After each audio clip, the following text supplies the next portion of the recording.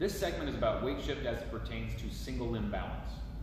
In the rehab community, single limb balance is often utilized as a predictor or an indicator for the risk of mortality because of concerns with gait. If you cannot shift your body weight onto a leg powerfully in a way that has integrity such that you don't need the back leg, when you take your next step forward, you're undoubtedly going to have some form of compensation that sets in to make up for your lacking integrity on your initial stance leg.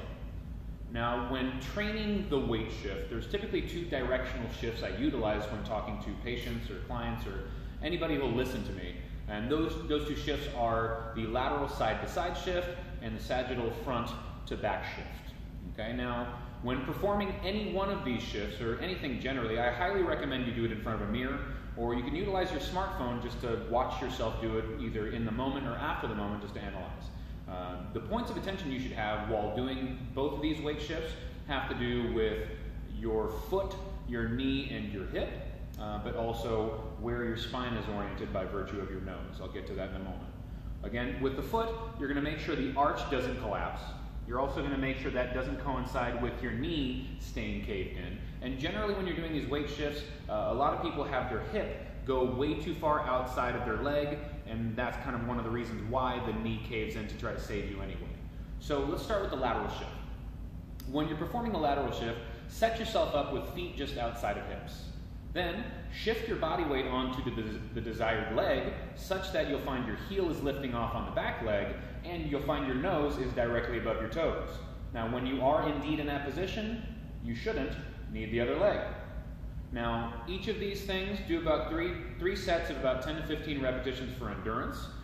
If you're having difficulty with this lateral shift, I often recommend you incorporate an overhead reach with the opposite arm. Again, shift to your desired hip, incorporate the reach with the opposite arm, nose over toes. I really don't need that back leg. Okay? Now, once you've mastered that shift, go into the anterior-posterior shift, the sagittal shift. Now, start off conservative. Start off with your forward heel in line with your back toes. And again, the tendencies are the same. You shift your weight forward onto the desired leg, back heel lifts off, nose over toes, checkmate, got it, awesome.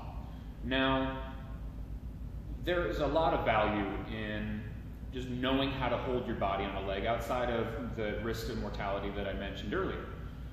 The medical publication, medical journal Stroke, recently put out an article having to do with inadequacies with single limb balance and higher risk or higher incidences of stroke because of stresses, imbalanced stresses on the blood vessels of the brain. Generally because when people have problems with weight shift or balance on one leg over the other leg, they'll utilize one side of their body more than the other side of their body and they'll list towards that side, creating stress on certain aspects of the blood vessels in the brain on one side more than the other side. Another cool indication that they mentioned in their article had to do with these problems and these asymmetries also correlating with higher risk of dementia and Alzheimer's. Which there's plenty. If you need more reasons to do it besides that, I got nothing for you. But if you found this information valuable, if you're going to use it, if you have used it and it worked for you, please like this, subscribe to the feed, follow me on Instagram at gfunctional, but most importantly, share this information. Any person in your life could potentially benefit from knowing these things because we walk a lot. That's one of the things that defines our species, is that we've been historically travelers.